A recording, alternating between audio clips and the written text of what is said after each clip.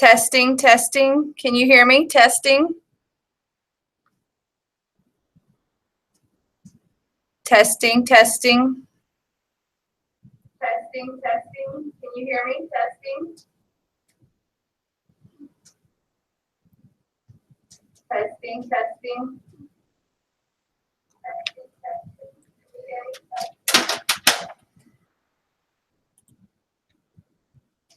Testing, testing.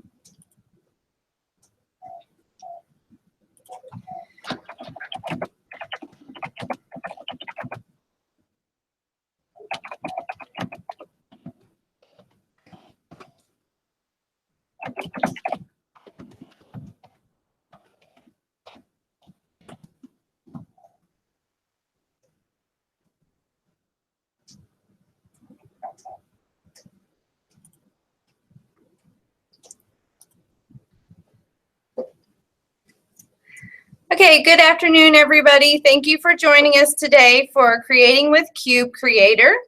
I am Carrie Ann Rapp. I teach 5th grade reading, ELA, and social studies at Abbott Elementary. This is my 16th year teaching. All 16 years have been here in GISD. This is my 6th year teaching 5th grade specifically. Joining me today is Renee Bennett. She is the ESL teacher at Kimberlin Academy. Renee will be my chat moderator today. She will be answering any questions you have in the chat bar throughout the entire webinar. So at any time you can ask questions. We may also have a few minutes at the end of the webinar for a Q&A. So you can also write down questions you have and ask at that time. If you have any questions after the webinar, please feel free to email me, and I'll put up a screen in just a second with my email address. It's crap@garlandisd.net.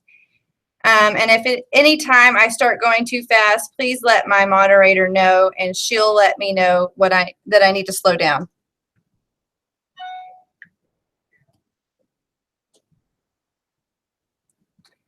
Okay.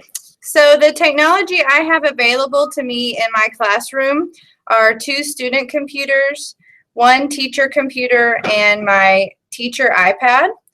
I also have access to an iPad tray that houses 10 iPads, and I also have access to 15 laptops. I share these with all 5th grades and as well as all the 4th grade classes, so about 250 students. We also get to go to the computer lab 2 times a week for 30 minutes each. The topic of today's webinar is using research to create a BioCube. When researching with students, they often just want to Google the answer. As educators, it's important for us to teach our students what safe and reliable resources are out there for them to use for research, such as books and online digital resources. In this webinar, I will demonstrate how to teach responsible researching and how I use that with my students, and how to take that information to create a tangible project that they can use for a class presentation. GISD recently adopted the ISTE standards for technology use in the classroom. So the ISTE standards that I'm going to be covering today is Knowledge Creator, where students make meaningful projects by curating resources through digital tools, which specifically is research strategies, and then also source evaluation. This also covers Creative Communicator, where students communicate for a variety of purposes and a variety of methods. They express ideas and generate learning artifacts. Okay, so today I will demonstrate how I teach my students to use our district library resources for researching, as well as a cube creating digital tool from the website readwritethink.org. Both of these resources can be accessed by the students at school or at home. Most of my students can get the project completed at school, but I do have some students that would prefer to get their project all done in one night, and so they do take it home and can complete it there. We are going to get started, so I'm going to go ahead and show you my screen.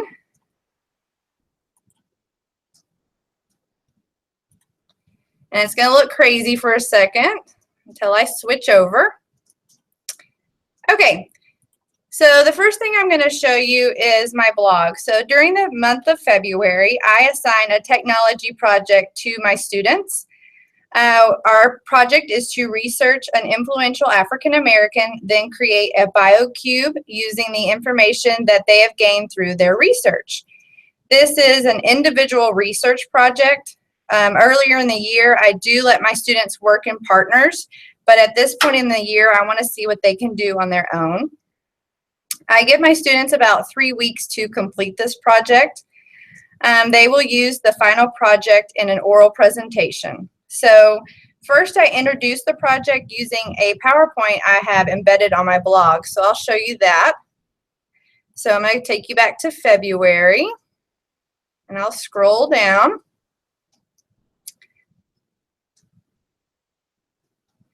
Okay, so here's the PowerPoint and the blog entry that I use. So here it says, coming this week, we'll be starting our Black History Month projects. Be thinking about an influential African American that you would like to research and do a project on. And then I like to have all the links available on my blog so that they can find everything very easily. The blog also has this Black History Month project link, which is linked to a website that has different African Americans and their background, whether they're athletes, musicians, civil rights activists, inventors, etc. Once they have chosen a person to research, I pass out a research planning sheet. This planning sheet is also provided by the website readwritethink.org. I'll quickly show you where to locate that. So I'm going to go up here and open a new tab.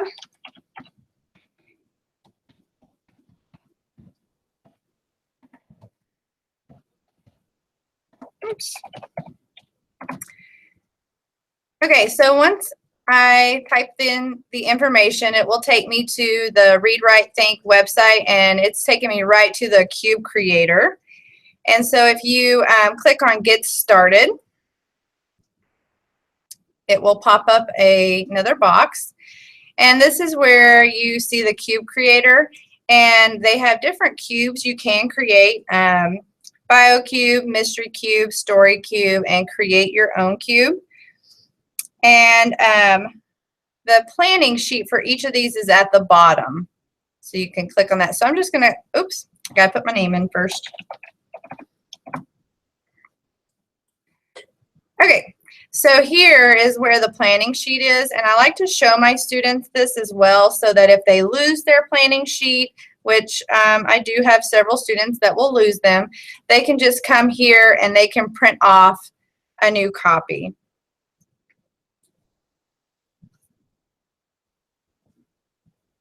Okay, so once they have the planning sheet, I go over each category to ensure they know exactly what I'm looking for. On this sheet, you can see there's different sides or different prompts. And so it's a cube, so there's 6 sides. My students typically struggle most with the personality traits, the significance, and the obstacles. So I really try to go through these and really explain them thoroughly and use my own personal background information in those to kind of model what I'm looking for.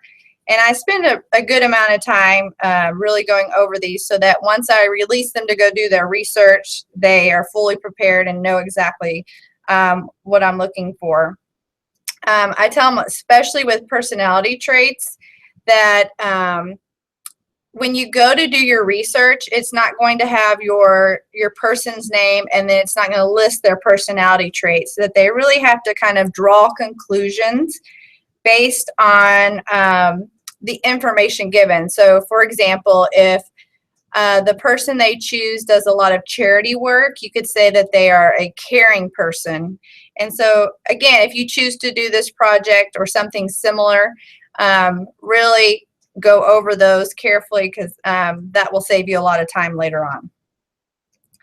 Okay, so after we have gone step by step over the planning sheet, I show my students our district online library resources. So I'm going to do the same with you. I'm going to minimize all this.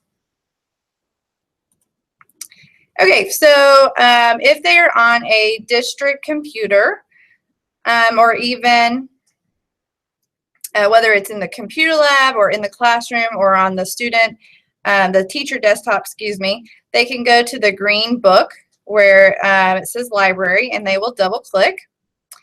And then I have them go to their school, which I'm at Abbott, so I'll click there. And here all the digital resources that we have are available. And so I recommend to my students to use Britannica School Elementary. And so we will click there. Okay, from here, there are some choices that the kids can pick down here, but usually I just have them go and search. Since they know the person they have chosen by this point, they can go just do a search. So for today, I'm just going to pick someone very familiar. And we can see that there are different articles available, and you can see that there are different levels available. So the levels, what those mean, level 1 is elementary level, level 2 is more middle school level, and then level 3 would be the high school level. And since my students are 5th graders, sometimes I say start with level 1, and if you need more information, look at the level 2 as well. So I'm just going to click on the first one, and you can see level 1 is very easy to read. It doesn't overwhelm the students with a lot of information. Here I can see the levels again, and it can give me some more information. Like if I click on number 2, now I have it to where it's maybe a little overwhelming for our younger kids, but for 5th and up, I think it's some good information. Quickly, I'm going to just stop there briefly, and I wanted to show you if the students are on an iPad, they're going to navigate this a little bit differently. So I'm going to just click another tab, and this is also how they would find our library resources at home if they choose to do that. So I would just go to garlandisd.net, and then you're going to go to academics, and if you click there, you can go down to school libraries, and then we have our school library web pages here. They would click on elementary if they're elementary students. And again, we would go to our school. And then here you can see the digital resources poster like we have in our classroom. So we could click there. And if we scroll down, these are all the different resources, digital resources we have available online to our students. So again, there's Britannica that way as well. So I like to show my students both ways, especially since I usually check out the iPads for this activity so that they can at least do their research through the iPad. They can't do the actual project on the iPad, but the research they can. So that's the other way that they can find their resources through either home or on an iPad. So I'm going to go back to our normal way where we were on Britannica Online.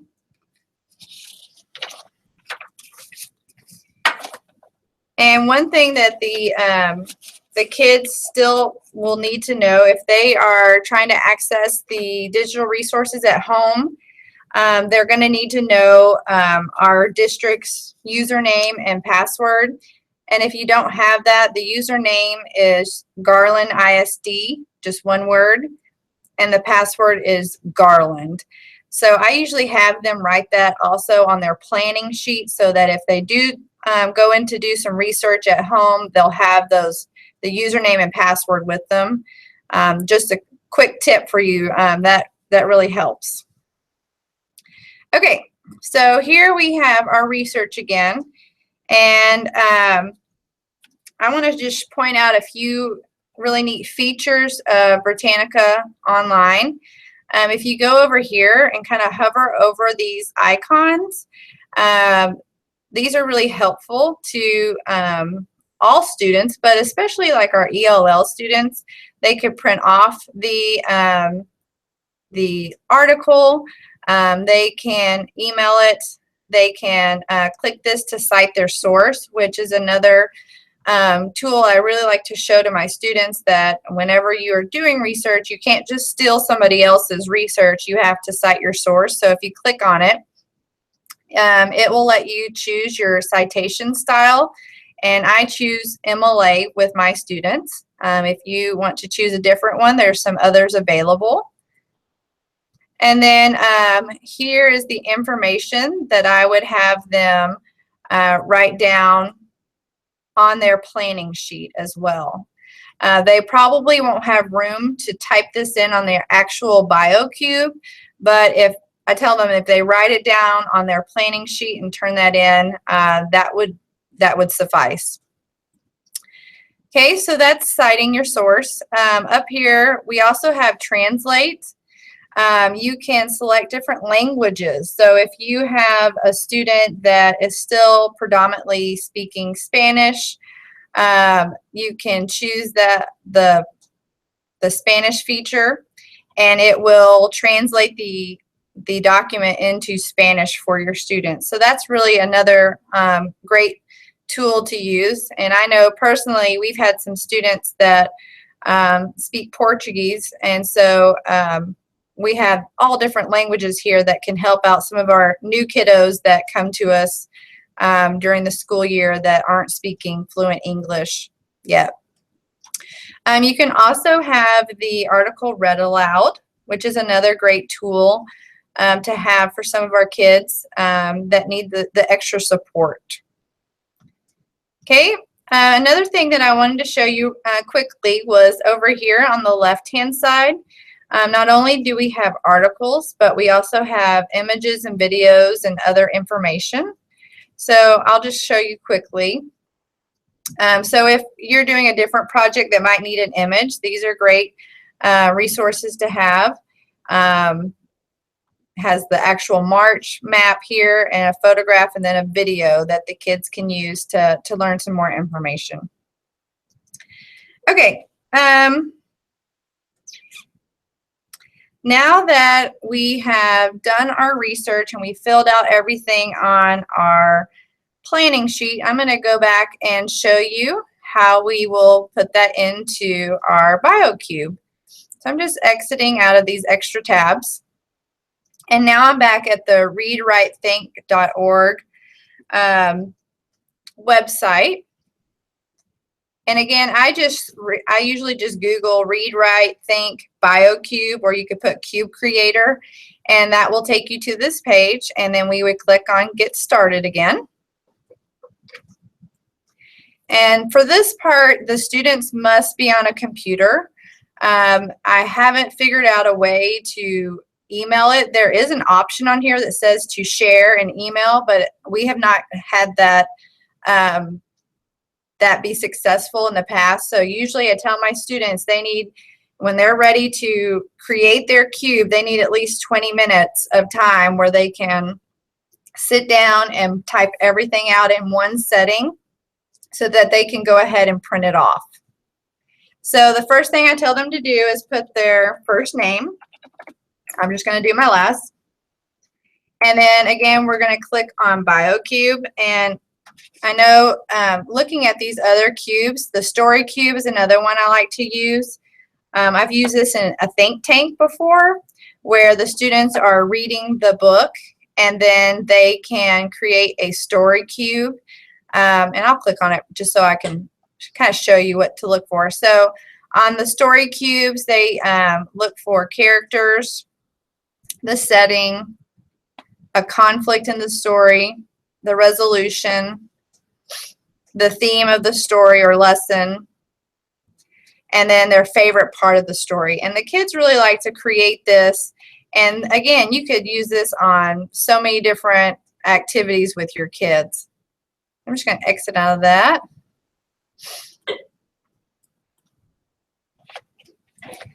We're here today for BioCube, so I'll go ahead and show you that now. So we're getting close to running out of time, and I want to make sure we have time to answer any questions you might have.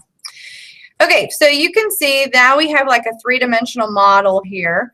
And so again, you have the planning sheet filled out at this point, so all they're doing is really transcribing it into their cube. So I'm going to put Martin Luther King Jr. When did this person live? I tell them like a time period, and I'm just going to make up a time period because I have not done my research.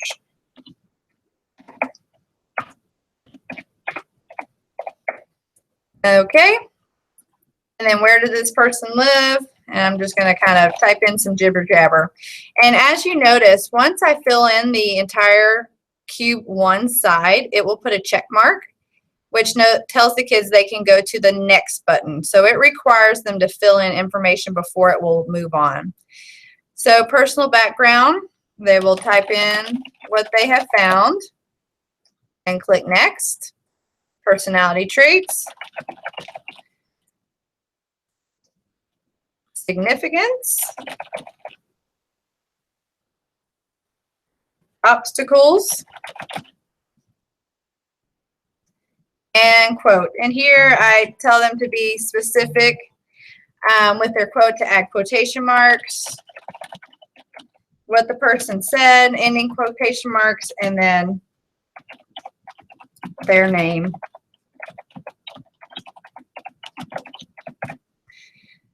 Okay. So once they have completed all 6 sides, they will have checks on all of them. They will click on finish. So this is the next page that they will see. And so they will have a page, and this is how it will print out. And you can see it's a 2-dimensional cube, kind of smushed out before they will create it. And they will hit print. Now, if they are on a student computer that's not hooked up to a printer, you could also save it or save the final to a zip drive and then take it to the teacher computer to print off there. I've done that before as well. All right, so we're going to exit out of that.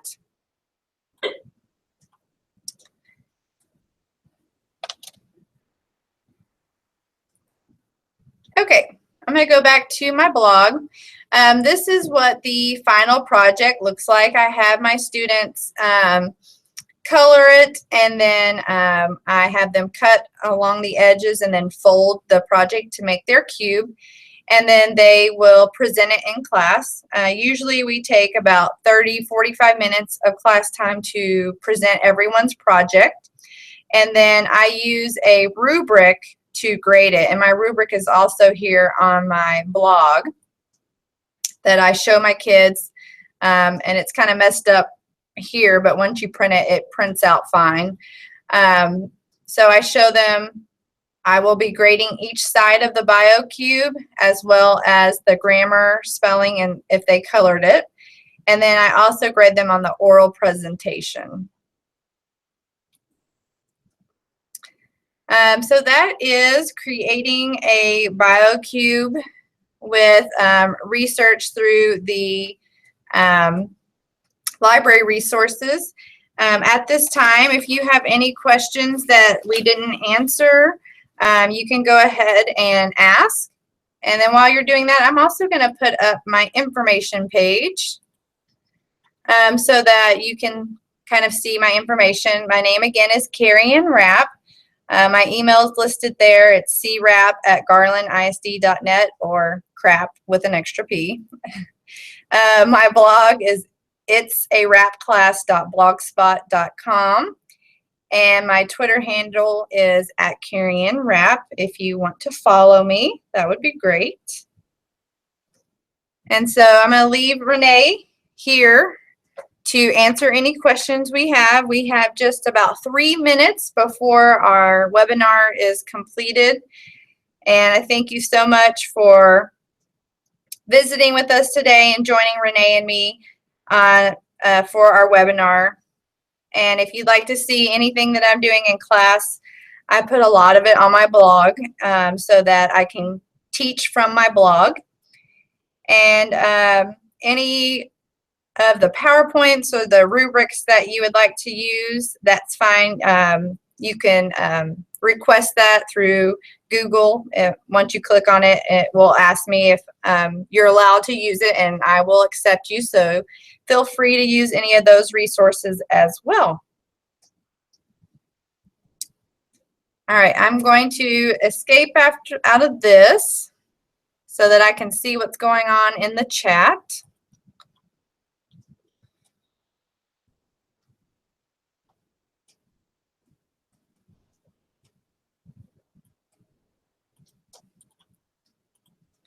And hang with us for just a minute. We're going to be putting in a link for our survey so that you can get your CPE credit. So make sure you stick around and get that information.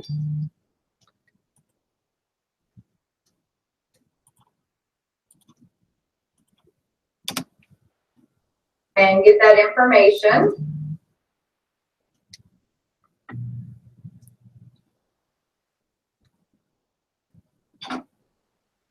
And get that information.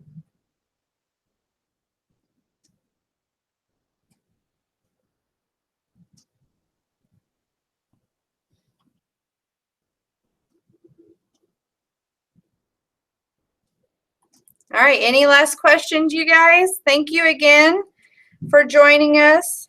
Renee is going to be putting in that link for you, so make sure you get that. And again, I appreciate you staying on this rainy day and listening in. And if you have any questions, please don't hesitate to reach out to us. And here's my information again. Y'all have a great afternoon and stay safe.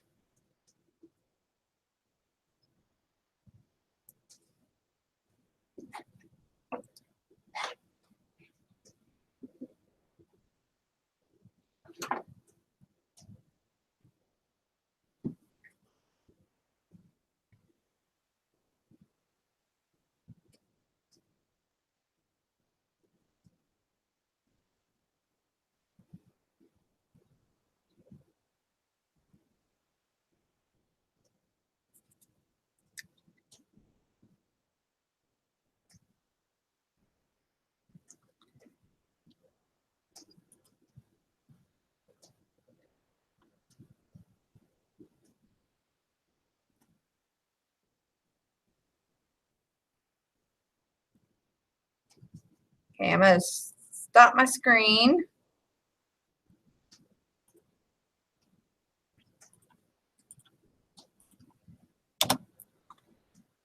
Okay, I'm going to stop my screen. Happy. I'm going to stop my screen. Happy. Stop my screen.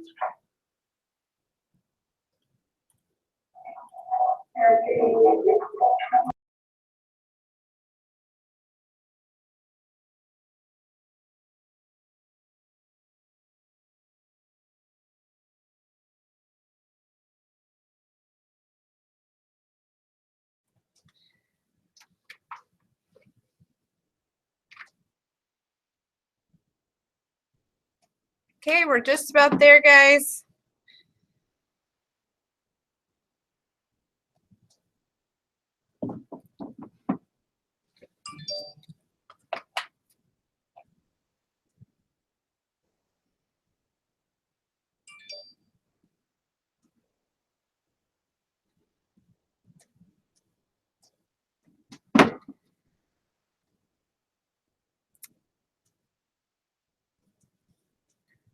Sorry about that, guys. We are getting the link for you. If you need to go, we have your names, and we can email the link out to you as well. So you can hang out just for a minute while we get that for you, or we can email it to you. Thanks again for stopping by.